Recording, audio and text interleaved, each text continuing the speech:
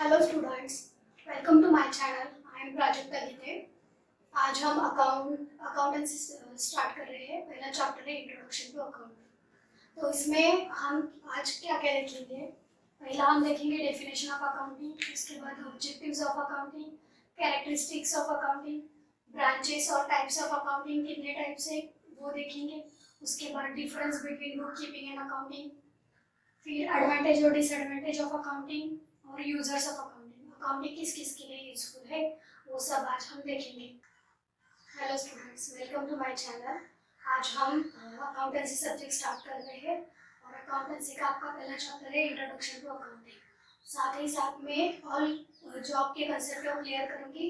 उसके साथ ही मैं आपको नोट्स भी दूंगी जो आप वीडियो पॉज करके राइट डाउन कर सकते हैं। ये नोट्स आपके एग्जाम के लिए बहुत उपयुक्त होंगे। तो फिर स्टार्ट में हम देखेंगे डेफिनेशन ऑफ अकाउंटिंग। तो अकाउंटेंसी क्या है, अकाउंटिंग क्या है, क्यों करना पड़ता है, वो सब किस किस के लिए उपयुक्त है, किस किस के लिए और क्यों, वो भी हम सब आज के चैप्टर में कवर करेंगे। तो चलो हम बढ़ते हैं डेफिनेशन की ओर। तो अकाउंटिंग की डेफिनेशन क्या है। Accounting is a process of reporting, recording, interpreting and summarising economic data. मतलब क्या, जो इकोनॉमिक डाटा है, जो बिजनेस का डाटा है, वो हम अकाउंटिंग वो प्रोसेस है जो आपका बिजनेस का डाटा है वो रिपोर्ट करते हैं, रिकॉर्डिंग करना पड़ता है और समराइज करना पड़ता है। मतलब वो एक जगह पे टोटल लेके उसकी रिकॉर्डिंग होती है और फिर उसको इससे इंटरप्रेट कर सकते हैं हम कि हमें बिजनेस में प्रॉफिट हुआ है या लॉस हुआ है। ये सब अकाउंटिंग एक प्रोसेस, ये सब प्रोसेस जिसमें इंक्लूड होता है वो अकाउंटिंग है। Accounting is a science as well as art.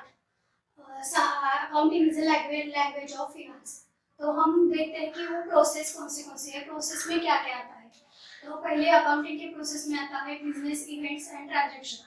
तो हम कैसे पता चलता है कि वो इकोनॉमिक इवेंट्स है या बिजनेस इवेंट्स है, या और आइडेंटिफाई हम कैसे कर सकते हैं कि ये बिजनेस इवेंट्स है, ये अकाउंट में लेना है या नहीं। तो पहले हम एक एग्जांपल देखते हैं। तो पहला प्रोसेस में हम पहले देखते हैं कि इकोनॉमिक इवेंट्स कैसे है और हम कैसे आइडेंटिफाई कर सकें। तो एग्जांपल हम देखते हैं गुड्स परचेस और सोल्ड। बिजनेस में हमने कुछ गुड्स परचेस किए या फिर सेल किए।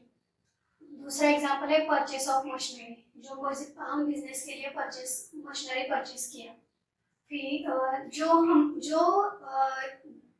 भी हम सेल करते हैं या परचेस करते हैं या जो भी इवेंट्स है जो बिजनेस रिलेटेड है वही हम बुक्स में दिखाएंगे, जो पर्सनल के लिए है वो नहीं।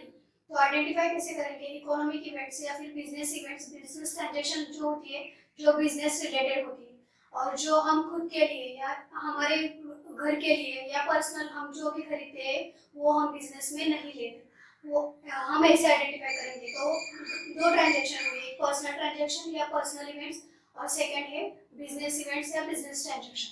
तो तीसरा एग्जांपल है purchase of furniture in house, हमने घर के लिए फर्नीचर खरीदा। और फिर चौथा है कि paid on house electricity bill, मतलब हमारे घर का जो इलेक्ट्रिसिटी बिल है हमने पेड किया। तो हम कैसे आइडेंटिफाई कर सकते हैं इससे कि कौन से बिजनेस रिलेटेड इवेंट्स है या इकोनॉमिक इवेंट्स है और कौन से पर्सनल है। तो ये जो दो है जो हमने बिजनेस के लिए खरीदा वो है इकोनॉमिक इवेंट्स या फिर बिजनेस इवेंट्स, और इकोनॉमिक ट्रांजैक्शंस और बिजनेस ट्रांजैक्शंस। और ये दो है वो है पर्सनल। तो ये पर्सनल है वो हम बिजनेस में रिकॉर्ड नहीं करेंगे और जो इकोनॉमिक्स है वही सिर्फ बिजनेस में रिकॉर्ड करेंगे। तो बढ़ते हैं सेकंड प्रोसेस की ओर। अकाउंटिंग की सेकंड प्रोसेस है मेजरमेंट ऑफ ट्रांजैक्शन। अकाउंटिंग में हम जो जिस चीज का वैल्यूएशन या जिस चीज का measurement in terms of money करते हैं, सिर्फ पैसे से जिसको हम तोलमाप कर सकते हैं जिस चीज का, वही हम रिकॉर्ड करेंगे, वही हम बुक्स में दिखाएंगे। तो फिर हम एग्जांपल देखते हैं।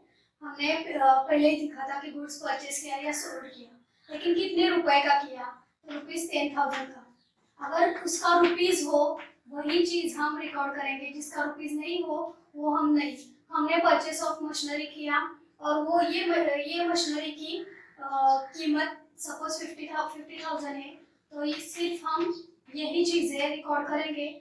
मतलब प्रोसेस में ऐसा आता है कि मेजरमेंट ऑफ ट्रांजैक्शन, जो हम जो हम ट्रांजेक्शन या इवेंट्स जो बिजनेस रिलेटेड है, बिजनेस इवेंट्स है, इकोनॉमिक इवेंट्स है, जो हम इन टर्म्स ऑफ मनी रिकॉर्ड कर सकते हैं, वही हम रिकॉर्ड करेंगे, वही वही अकाउंटिंग प्रोसेस में आ जाएगा। अकाउंटिंग का तीसरा प्रोसेस है रिकॉर्डिंग। मतलब जो बिजनेस इवेंट्स है, जो इकोनॉमिक इवेंट्स है, जो पहले हमने देखा है, जो और वो इवेंट्स जो in terms of money measure कर सकते हैं, वही हम बुक्स में दिखाएंगे, बुक्स ऑफ अकाउंट्स में। तो बुक्स ऑफ अकाउंट्स क्या है वो हम आगे पढ़ेंगे। तो जो इवेंट्स जो बिजनेस इवेंट्स है और जो बिजनेस इवेंट्स है और ट्रांजैक्शन है जिसका वैल्यूएशन या जिसका measurement in terms of money होता है, वही चीज हम बिजनेस में रिकॉर्ड करेंगे। तो अकाउंटिंग की फोर्थ और लास्ट प्रोसेस है कम्युनिकेटिंग द रिपोर्ट्स और communicating the records.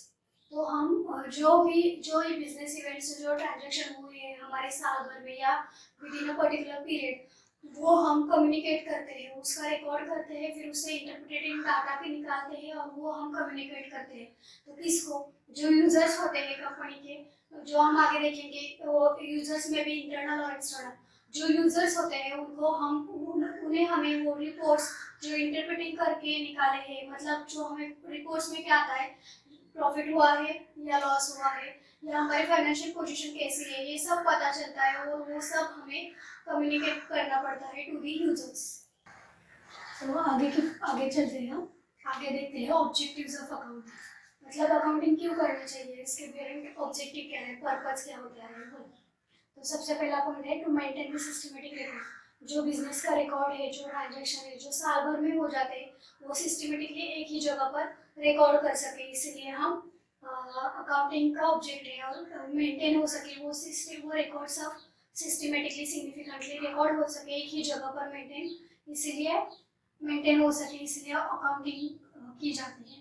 Second point है अकाउंट टू असर्टेन प्रॉफिट और लॉस। अकाउंटिंग करके हम असर्टेन कर सकते हैं हमें इस साल प्रॉफिट कितना हुआ या हमने लॉस कितना इनकर किया, वो सब हम अकाउंटिंग थ्रू देख सकते हैं। तीसरा पॉइंट है to determine financial position. Accounting करके हमें पता चलता है कि हमारे बिजनेस की पोजीशन कैसी है, हमारे पास असेट्स कितने हैं, लायबिलिटीज कितने हैं, वो सब हमें अकाउंटिंग करके ही पता चलता है। फोर्थ पॉइंट है to provide information to various users. और ये सब इंफॉर्मेशन है जो हमें प्रॉफिट हुआ है, लॉस हुआ है, हमारे कितने ट्रांजैक्शंस है, वो सब असेट्स कितनी है, लायबिलिटीज कितनी है, वो सारी हमारे business related information to the various users को प्रोवाइड करना या कम्युनिकेट करना, जो हमने पहले ही देखा है अकाउंटिंग की प्रोसेस में, वो सब यूजर्स को प्रोवाइड करनी पड़ती है वो इंफॉर्मेशन। वो यूजर्स इंटरनल और एक्सटर्नल हो सकते हैं, वो हम आगे देखेंगे। तो फिफ्थ पॉइंट है प्रोसेस मैनेजमेंट। मैनेजमेंट को अकाउंटिंग की जरूरत है क्योंकि मैनेजमेंट को कंट्रोलिंग करना पड़ता है, डिसीजन मेकिंग करना पड़ता है इन प्रोडक्शन, इन फिनांस सब फैकल्टीज में मैनेजमेंट में डिसीजन मेकिंग के लिए अकाउंटिंग की जरूरत होती है। तो ऑब्जेक्ट के बाद हम आगे बढ़ते हैं कैरेक्टरिस्टिक्स और स्टेप्स ऑफ अकाउंटिंग। तो कैरेक्टरिस्टिक्स क्या है अकाउंटिंग की, तो हमने पहले ही देखा है कि आइडेंटिफाई द फाइनेंशियल इवेंट्स। जो बिजनेस के इवेंट्स है, जो फिनांस के इवेंट्स है, जो पर्सनल नहीं है, वही हम आइडेंटिफाई करेंगे। उसके बाद मेजरमेंट ऑफ ट्रांजैक्शन, जो हमने फिनेंशियल इवेंट्स और ट्रांजैक्शन जो हमने आइडेंटिफाई किए थे उसकी वैल्यू क्या है इन टर्म्स ऑफ मनी, वही हम अकाउंट्स में दिखाएंगे। ये अकाउंटिंग की कैरेक्टरिस्टिक्स है। आगे है रिकॉर्डिंग ऑफ ट्रांजैक्शन।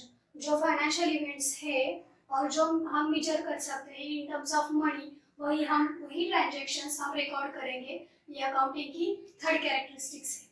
अब फोर्थ है classify the transaction. Classify the transaction मतलब जो ट्रांजैक्शंस है जो हमने आप पहले देखे है, उस ट्रांजैक्शन हम क्लासिफाई करेंगे, अलग अलग करेंगे। तो एग्जांपल देखते हैं। एग्जांपल है purchase of goods, sale of furniture, sale of goods और परचेस ऑफ मशीनरी। तो इनमें से जो परचेस का है वो ट्रांजैक्शंस हम एक जगह पे लेंगे और जो सेल का है वो एक जगह पर लेंगे। ऐसे हम क्लासिफाई करेंगे। ऐसे बहुत सारे आइटम्स होते हैं जो साल भर में या with in a particular period business में होते रहते हैं, डे टू डे ट्रांजैक्शंस, वो सब हम क्लासिफाई करते हैं, वो सब अलग अलग करते हैं। तो आगे की कैरेक्टरिस्टिक्स है समराइजिंग द ट्रांजैक्शंस।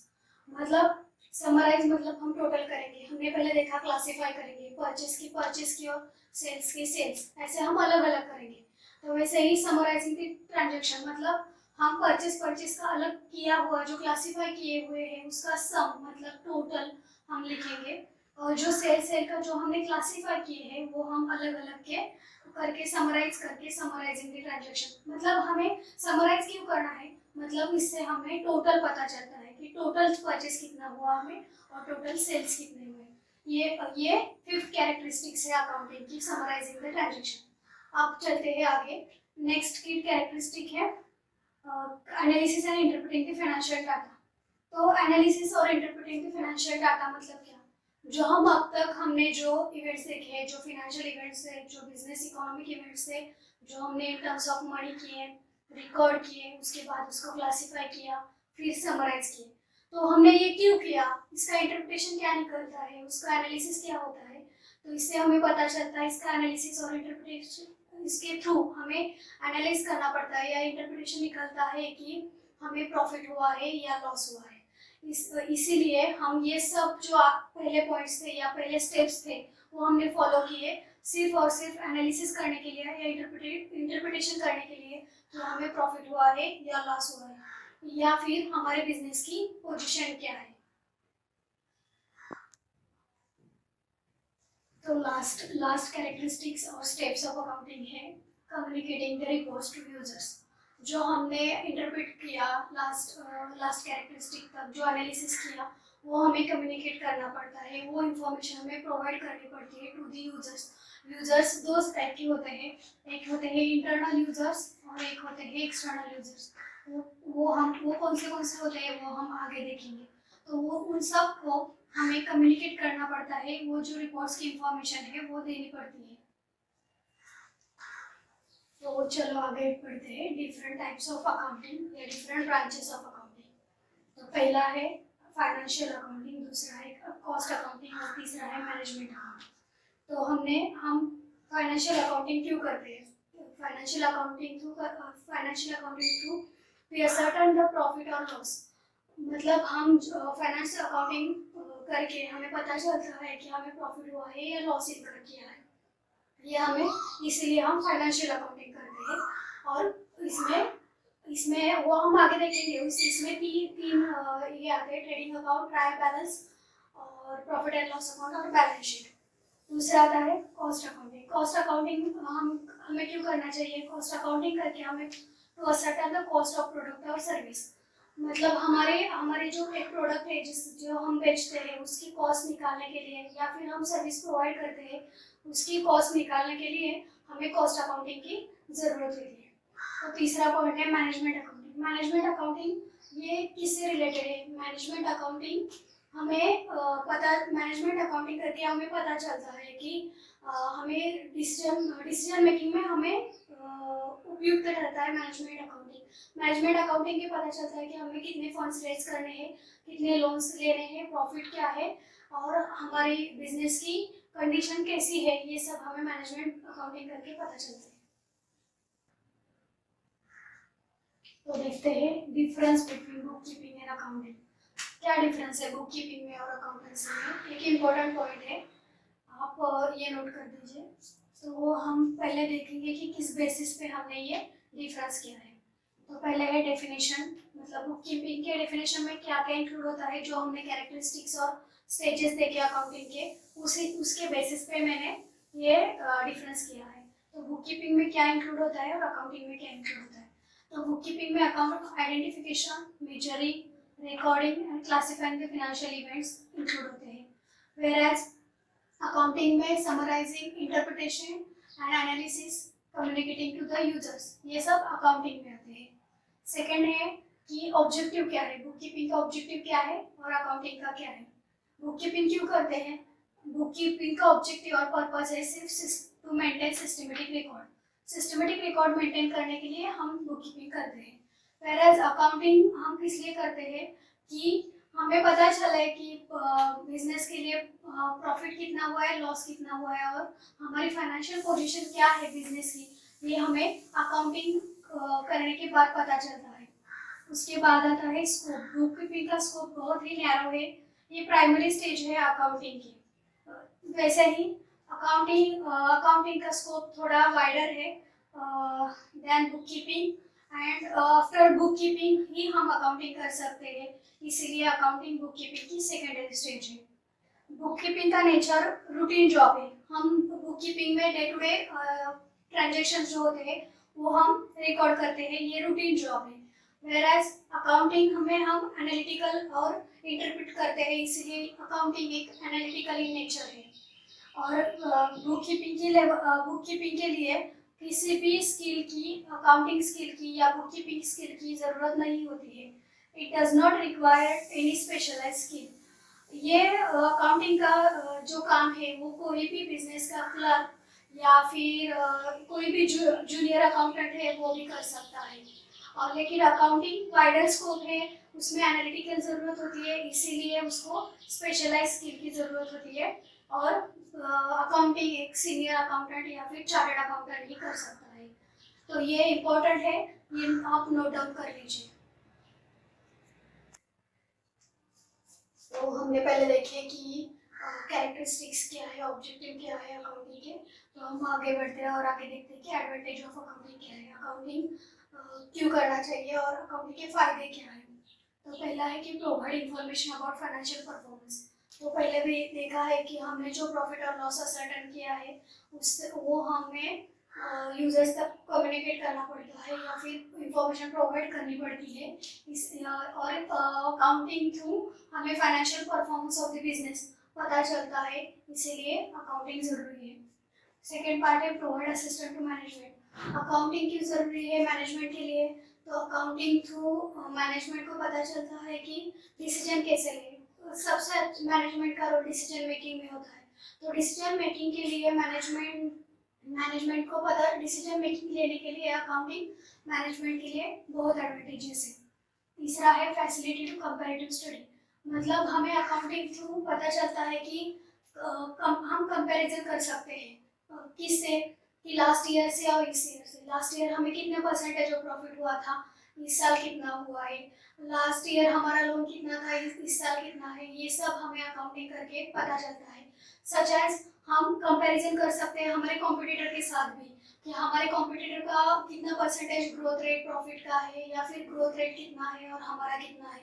तो हमें अकाउंटिंग इसीलिए ज़रूरी है। तो चौथा पॉइंट है हेल्प से सेटलमेंट ऑफ टैक्स लायबिलिटी। हमें प्रॉफिट, हम बिजनेस करते हैं, फिर हमें प्रॉफिट होता है तो हम टैक्स पे करते हैं। जितना हमारा इनकम होता है उसके सम परसेंटेज हमें टैक्स पे करना पड़ता है। हमारी टैक्स लायबिलिटी है वो हम गवर्नमेंट को पे करते हैं। तो हमें अकाउंटिंग करके पता चलता है कि हमारी टैक्स लायबिलिटी कितनी है जो हम गवर्नमेंट को पे करें। फिर चौथा है टू रेजिंग लोन। तो हमें लोन लेना है तो फिर बैंक लोन अप्रूव नहीं करती जब तक आपकी बुक्स ऑफ अकाउंट और या फिर हमारी फाइनेंशियल पोजीशन देख के हमें बैंक लोन देती है। तो बैंक लोन रेज करने के लिए भी अकाउंटिंग एडवांटेजेस है। तो फिर आगे बढ़ते हैं disadvantage. Every coin has to side. तो हमने पहले अकाउंटिंग के एडवांटेजेस देखे, अब हम अकाउंटिंग के डिसएडवांटेजेस देखेंगे।